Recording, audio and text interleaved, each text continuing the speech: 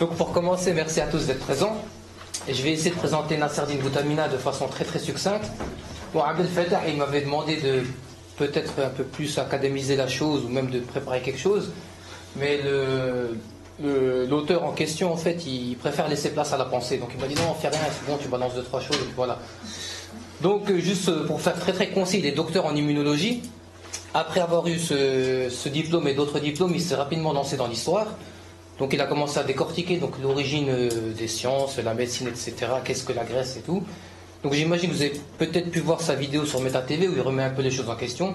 Donc il a sorti en 99 les contes des mille et un mythes, un bouquin qui faisait dans les 800 pages, c'est bien ça, je crois, il me semble, dans les 800 pages, jusqu'à remettait un peu toute l'histoire du monde en question.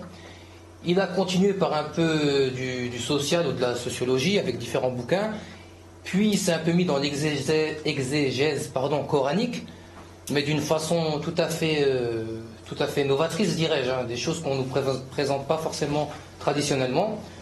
Pour en arriver là, donc suite à sa petite vidéo là chez Meta TV, on a reçu pas mal de questions. On a eu la chance de rencontrer Abdel Fattah et on s'est dit qu'on allait un peu plus rentrer dans le sujet en détail. Donc voilà le pourquoi du comment de notre présence. Donc merci à tous et amusez-vous bien. Bonsoir tout le monde, on va être un peu académique. Je sais qu'il y aura beaucoup de coupures plus tard. Donc bon, j'avais fait différents ouvrages.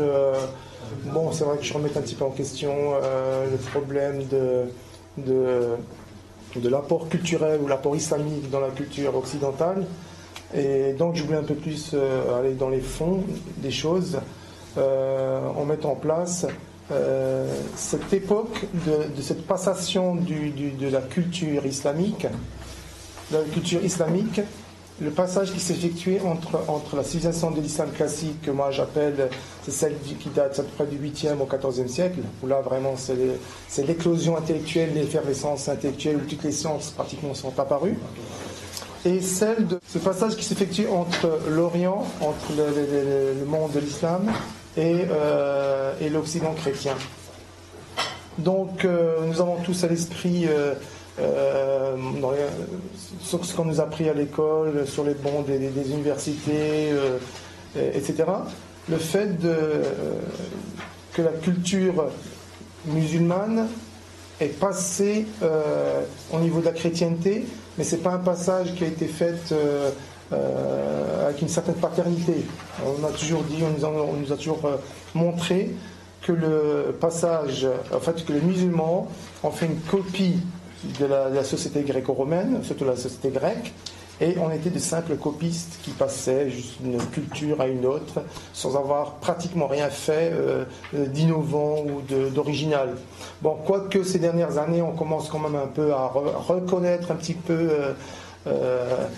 ce phénomène d'apport islamique, mais toujours en reniant le côté paternité.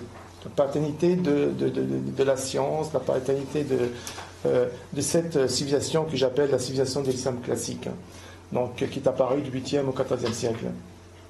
Donc nous avons ici une représentation classique du copiste, du moine copiste, donc, qui normalement doit se trouver dans un monastère ou une abbaye.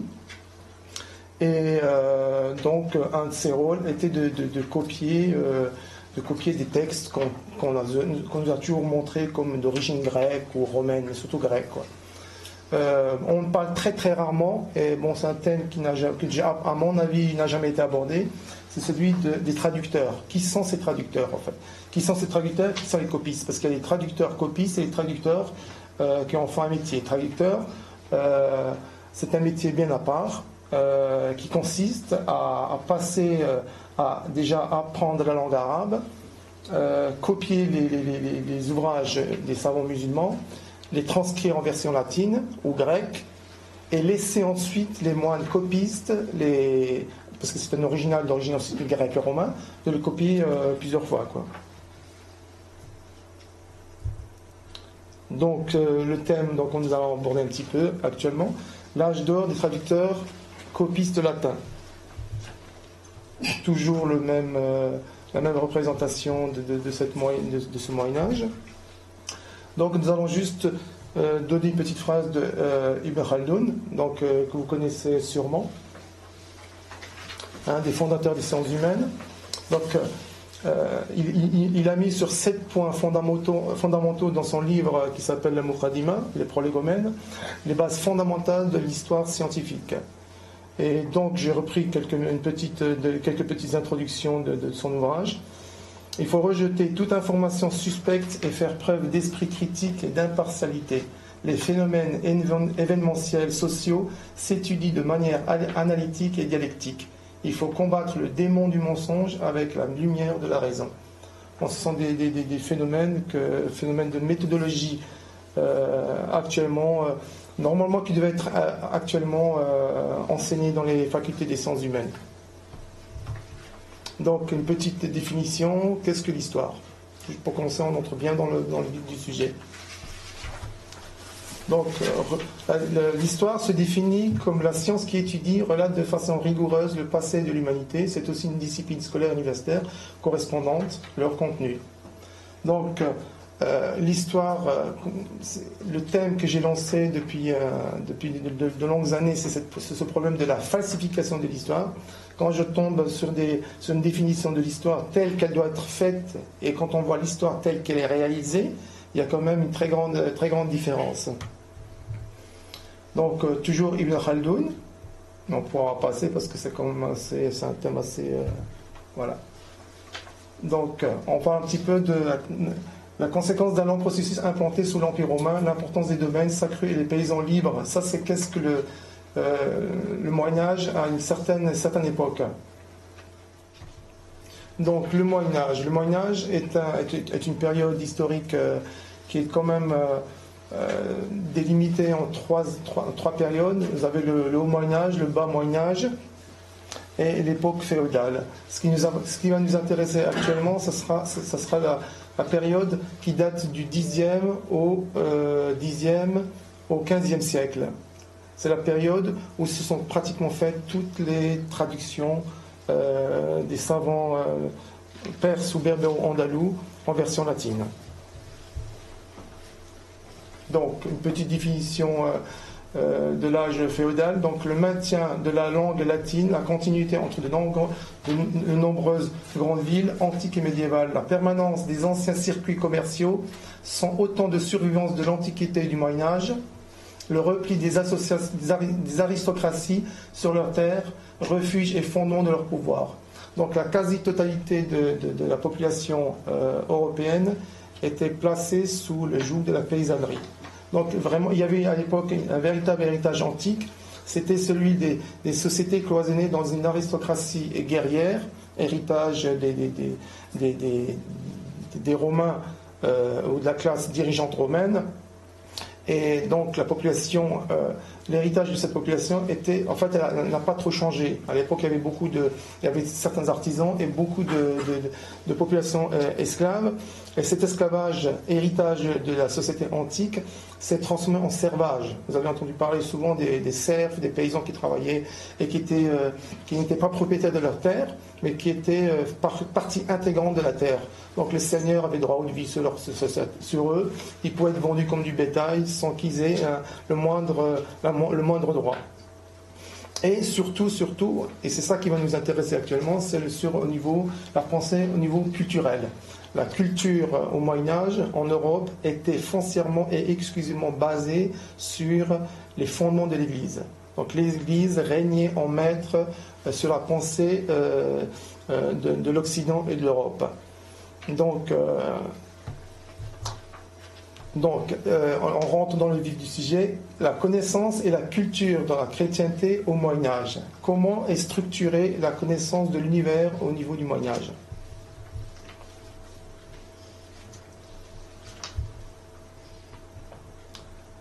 Donc, le développement du christianisme, religion officielle de l'Empire romain depuis la fin du IVe siècle, assoit les bases de la puissance ecclésiastique. Le véritable ciment des communautés antiques et barbares est le christianisme réalisé par le prosélytisme des moines. Détentrice du monopole absolu de l'enseignement, l'Église décréta, fabrique et institua une culture axée sur la géographie, sur la démonologie et sur l'angiologie. en fait, les bases fondamentales de la population occidentale ont toujours été celles de l'Antiquité gréco-romaine, basées sur les légendes, les superstitions, les mythes et surtout la magie. C'est vrai qu'il y avait une espèce de... elle a été édulcorée par cet apport de la chrétienté qui était basé sur les évangiles, les apôtres, le culte des saints. Et c'est toute la culture de l'occidental à cette période du Moyen-Âge reposait exclusivement sur tout ce qui est en rapport avec les évangiles, la Bible, les saints, les apôtres. Et pour maintenir cette population, donc il fallait aussi laisser aller le côté démonologie, angiologie, superstition, tout en ayant quand même un point de regard là-dessus. Donc à partir du XIe siècle, il y avait une politique systématique, une politique du Vatican, et celui de s'accaparer cette culture islamique, de la traduire en version latine et de l'étudier.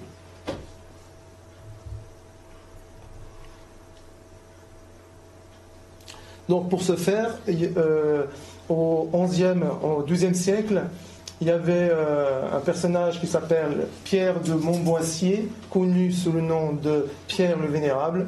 Il fut le 9e abbé, c'est-à-dire un supérieur ecclésiastique exerçant sa juridiction sur une abbaye ou un monastère régulier. Donc Pierre le Vénérable était l'abbé de Cluny, donc de l'ordre des bénédictins à partir de 1122. Donc Pierre le Vénérable, et ce nom il faut le garder en esprit parce que c'est pratiquement là où ça commence la base fondamentale de la traduction systématique des œuvres des savants musulmans. Donc Pierre le Vénérable voyagea beaucoup et joua un rôle diplomatique important. Bon, par exemple aux élections pontificales, etc. Donc cette époque est aussi celle des conflits et Pierre le Vénérable est le premier à imaginer combattre les musulmans non pas par les armes mais sur le terrain intellectuel. En 1092, le pape Urbain II décréta les croisades en Terre Sainte, sous prétexte qu'il y avait les infidèles occupaient les saints sièges du père de l'Église. Donc Pierre le Vénérable a pris une autre vision, une autre optique de ce combat contre les musulmans, mais celui de les combattre par l'écriture, d'un point de vue intellectuel. Donc pour cela, il faut commencer par traduire le Coran, fondement de la pensée et du savoir des musulmans, pour mieux le réfuter. Donc son activité intellectuelle fait de lui un représentant important du XIIe siècle et un élément clé dans la transmission de la culture de l'islam, et en particulier des sciences berbéro-andalouses et perses. Donc Pierre le Vénérable se rendit à Tolède et engagea une armée de traducteurs.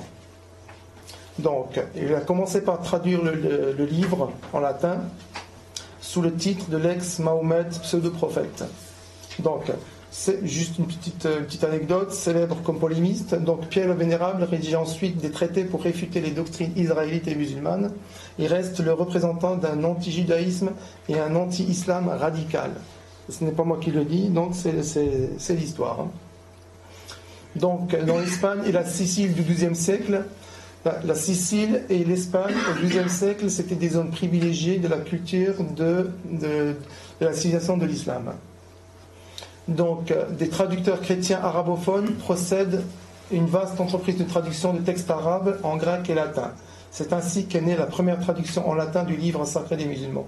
Donc, cette traduction du Coran fait partie de la collection tolédane, ou collection tolédane, une somme considérable de traductions théologiques, littéraires, scientifiques, commandée par Pierre le Vénérable. Pierre le Vénérable a été mandaté, il n'a pas fait de son propre chef, il a été mandaté par plus grandes instances vaticanes, et il était gérant, il était abbé de l'abbaye de Cluny. L'abbaye de Cluny était une université, c'était pratiquement le temple de première ligne du Vatican. Donc, il est allé en Espagne en 1142 dans le but de démontrer le caractère hérétique de la doctrine musulmane. Ainsi, Pierre le Vénérable, abbé de Cluny, Donc, l'ordre des bénédictins, sous les directives des plus hautes instances du Vatican, donc mis en place une politique systématique d'acquisition, de traduction et de copie des écrits musulmans. Donc, bon, il y a une représentation de Pierre le Vénérable, donc, qui siège sur celui-ci, c'est une statue qui est au niveau de Lyon. Donc, c'est un espèce de sermon qu'il a fait qui est très très très lourd de sens. Je ne sais pas si je vais vous le lire parce qu'il est très long, ou alors il faut lire parce qu'il c'est vraiment la base fondamentale je vous laisse le lire pendant que je parle un petit peu. Donc c'est une base fondamentale de cette espèce de mouvement, cette politique d'acquisition et de développement de la culture de l'infidèle. Et donc il a mis en place un ensemble de traducteurs, donc, que nous allons reprendre tout à l'heure, mais disons, bon, comme Robert de Chester, Hermann le Dalmate, Pierre de Tolède, donc les Sarrasins, il y avait certains Sarrasins qui étaient là-bas, donc un qui s'appelait Mahomet. Donc cette équipe, après avoir fouillé à fond les bibliothèques, c'est lui toujours qui parle, de ce peuple barbare, on a tiré un gros livre qu'ils ont publié pour les lecteurs latins. Ce travail a été fait l'année où je suis allé en Espagne et où j'ai eu une entrevue avec le seigneur Alphonse, empereur victorieux des Espagnes, c'est-à-dire en l'année du seigneur 1141.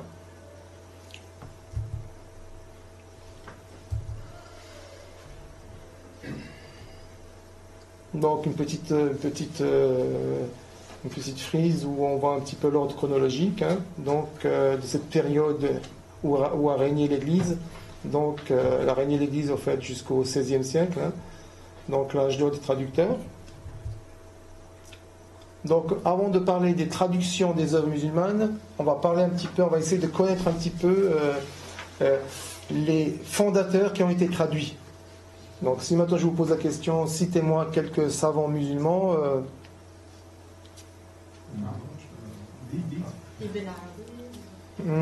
Savant fondateur des sciences fondamentales. Geber ibn Hayyan. Geber, latinisé. Geber ibn Hayyan, latinisé Geber. Bon, déjà un. Chimiste. Chimiste en plus. Ibn Tufayl. 8e siècle. Tufayl, c'est plus de la philo, ça. Khwarizmi, mathématiques. Oui, tout à fait, a été latinisé algorithme.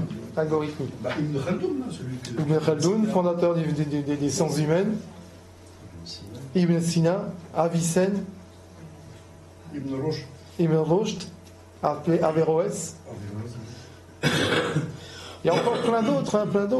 Je vous dis, toutes les disciplines ont été traitées toutes de A à Z pratiquement. Donc, je vais vous les montrer. Ça va être un peu comme ça. Vous sortirez un peu quand même avec d'autres noms que ceux qui sont beaucoup plus. Voilà. Donc, nous allons parler un petit peu donc de la médecine. Médecine, un des monuments de la médecine de l'époque, Mohammed ibn Zakaria al-Razi, donc dénommé Razès. Les corpus que je vous ai notés ici sont des corpus fondamentaux. Ils ont écrit des dizaines, mais les plus fondamentaux, par exemple ceux de médecine, ont été étudiés jusqu'au 19e siècle en Europe. C'est la base fondamentale, le support des études médicales. Donc, un des monuments encore plus célèbres, je veux dire, plus puissant que Ibn Sina, c'est bien celui Al-Razi. Donc, Al-Razi, 864-925, médecine, a écrit un livre monumental. Un corpus, c'est un titre d'ouvrage où il y a à peu près entre 5 et 10 volumes. 5 et 10 volumes. Donc, son corpus fondamental, c'est Kitab al-Hawi fi al-Tabb, livre contenant toute la médecine. En latin, traduit sous le nom de Liber Continentis Medicina. Ibn al-Jazar, traduit par latinisé, parce que l'Église a fait quelque chose d'extraordinaire aussi, c'est de latiniser, qu'on puisse plus tout à fait retrouver l'origine même de ces penseurs. Donc Al-Jizar, 898-980, son livre c'est Kitab al-Tabb fi al-Fuqara, le livre de la médecine des indigents. Ibn Sina, bien sûr, vous avez cité tout à l'heure, donc un des monuments, 980-1037, son livre il est fortement connu et mondialement connu. Donc il y a un prototype au Pentagone et un autre au British Museum. C'est El Canon fi al-Tabb, le canon de la médecine, Liber Canonis Medicinae Avicennae. Ibn Zuhr, très peu connu, je ne sais pas si vous le connaissez, bon, ceux qui font un peu le domaine médical, latinisé sous le nom d'Aben Zohar, un des fondateurs de la médecine clinique, avec Ibn Razi et Ibn Zuhr sont les deux fondateurs de la médecine clinique. C'est-à-dire la médecine clinique, c'est ce qui enseigne, ce qui est enseigné en médecine au niveau d'un lit du chevet du malade. Donc, c'est-à-dire des palpations, etc. Donc, c'est vraiment la médecine qui est née à l'époque. De cliniquerie en plus, hein, c'est un terme d'origine arabe. Kitab al-Taysir fi al-Madawat wa al-Talbir, donc livre de la thérapeutique médicale et de la diététique. Un autre monument aussi, al-Majusi, latinisé sous le nom de Ali Abbas, mort en 995. Son ouvrage Kitab al-Kamil fi al-Sinaha, Ibn Nafis al-Qarashi, 1208-1288. On pourra en parler tout à l'heure de Ibn Nafis al-Qarashi, qui a été traduit et plagié par le traducteur, qui est William Harvey. Sur la petite et la moyenne circulation du sang. Omran ibn Imran, fondateur de la psychiatrie. Donc il est passé de l'étude des cas de sihr, de sorcellerie, parce que les gens lui ramenaient beaucoup de personnes qui sont possédées par le démon, etc. Donc il a étudié des centaines de cas. Il est arrivé à faire une conclusion, il est arrivé à une conclusion que comme quoi ces personnes ne sont pas atteintes, ne sont pas possédées, mais elles sont atteintes de troubles psychiatriques. Et il a écrit un ouvrage qui s'appelle Kitab il-Maliqiya, livre de la mélancolie. Donc nous on croit que mélancolie est une expression typiquement française. Non, c'est une traduction latine du terme mélancolia qui a été faite par Constantin l'Africain. Constantin l'Africain est un moine bénédictin qui a traduit énormément d'ouvrages de type médicaux, quoi. Alors un autre monument, mais vraiment un monument, celui-là normalement tout le monde le connaître, hein, c'est Abul Qasim al-Zahrawi, né Abul Cassis. C'est un berbère andalou. Hein. Donc il est fondateur de plusieurs disciplines, comme vous le voyez ici. Donc la chirurgie, l'anatomie, la traumatologie ou l'orthopédie, la gynécologie obstétrique et l'endontologie. L'endontologie, c'est les études dentaires. Donc chacun de ces livres, ses corpus fondamentaux. En plus de cette étude de la chirurgie, hein, il a inventé tous les instruments qui vont avec et qui sont actuellement encore utilisés dans la chirurgie actuelle. Par exemple, l'anatomie, on a toujours dit oui que les musulmans ne pratiquaient pas l'anatomie parce que c'était interdit par... Non, il était complètement faux parce qu'il l'a préconisé et il était pratiquement le fondateur de l'anatomie avec d'autres personnages qui ont suivi par la suite. Hein. Donc 936, tous les médecins qui sont apparus par la suite pratiquaient systématiquement l'anatomie, qui était chose interdite en Europe jusque pratiquement avec Michel Servet ou Ambroise Paré au 15e, 16e siècle. Donc ensuite, il y a Omar ibn Haytham, connu sous le nom d'Al-Hazen. Il a créé l'ophtalmologie, mais peut-être vous le connaissez dans un autre domaine qui est celui de l'optique. Monument de l'optique. C'est le fondateur de l'optique. Donc, Al-Mawsili, ophtalmologue aussi, donc 10e siècle. Donc on retrouve dans l'ophtalmologie, dans la diététique, Mirza Razi, Ibn Sina, forcément, c'est de la médecine générale qu'il pratiquait. Donc il y a de la diététique dans la médecine générale. Ibn al-Jazar, pareil.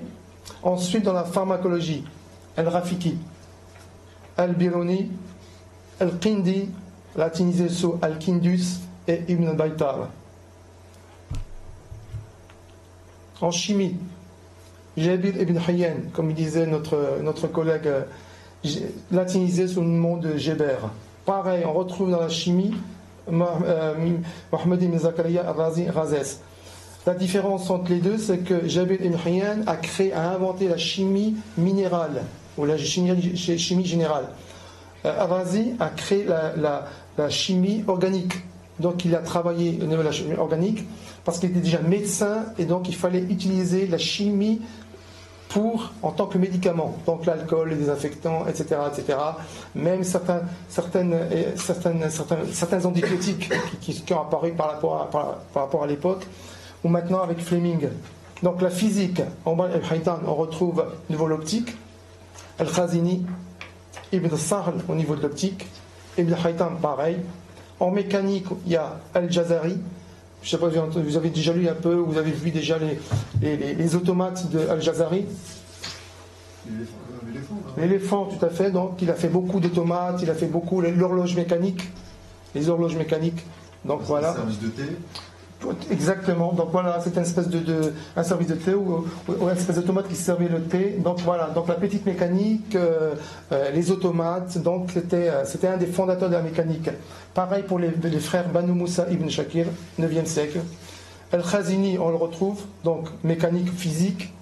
L'astronomie, bien sûr. Donc Al-Biruni. Nasruddin Toussi, 1201-1274. Al-Batani, latinisé sous le nom Al-Batenius. Ensuite, en zoologie, Al-Jahiz, Ibn Baytar, qu'on retrouve.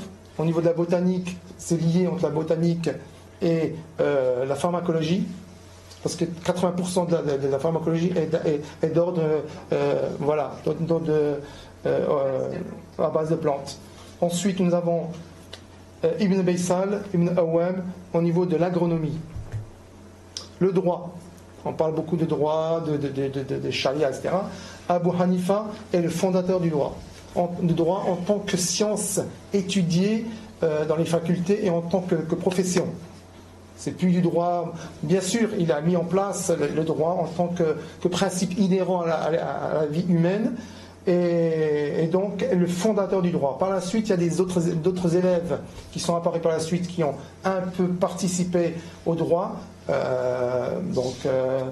Il y a ces élèves, les 3 écoles, Hanafi, etc.